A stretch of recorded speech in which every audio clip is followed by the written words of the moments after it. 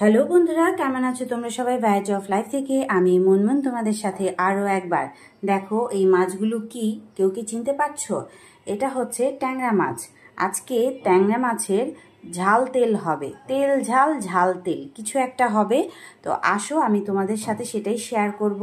তার আগে আমি মাছগুলোকে ভালো মতো লবণ আর লেবুর রস দিয়ে ধুয়ে নিয়েছি এবং এটার মধ্যে লেবুর রস, লবণ, হলুদ আর মরিচের গুঁড়ো দিয়ে ভালো মতো মেখে নিয়েছি। লেবুর রসটা এই কারণে দেবে যাতে মাছের মধ্যে মাছের একটা আষ্টে গন্ধ থাকলে বাচ্চারা খেতে চায় না, এই কারণে লেবুর রস দেবে। তো চলো প্রথমে মাছগুলো ভেজে নিই।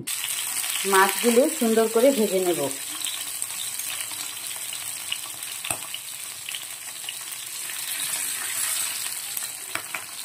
আমি মাছগুলো ঠিক এভাবে লাল লাল করে ভেজে নিয়েছি।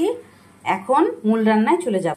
কড়াইয়ে সর্ষের তেল দিয়ে দিয়েছি। তেল গরম হয়ে উঠলে ফোড়নে দেব কালো জিরে।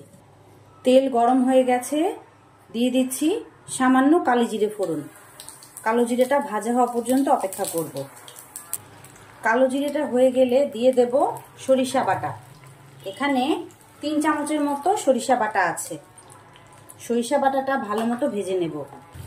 দেব সামান্য লবণ সরিষা বাটার সাথে। দেব সামান্য হলুদ, কারণ বেশি হলুদে আবার কালারটাকে নষ্ট করে ফেলবে, একটা সুন্দর হলুদ হবে কালারটা। দিয়ে দেব কয়েকটা কাঁচামরিচ।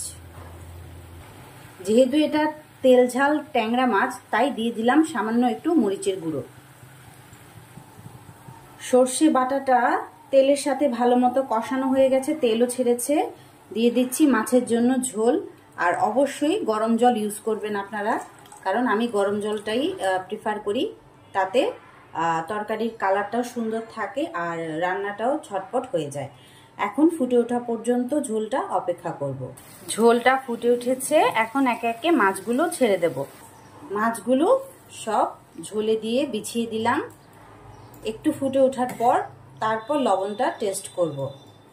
এখন আমি ঢাকা দিয়ে ফুটে ওঠা পর্যন্ত অপেক্ষা করব। উপর থেকে কিছু ধনিয়া পাতা ছড়িয়ে দেব। ট্যাংরা মাছের সাথে ধনিয়া পাতার কম্বিনেশনটা অসাধারণ।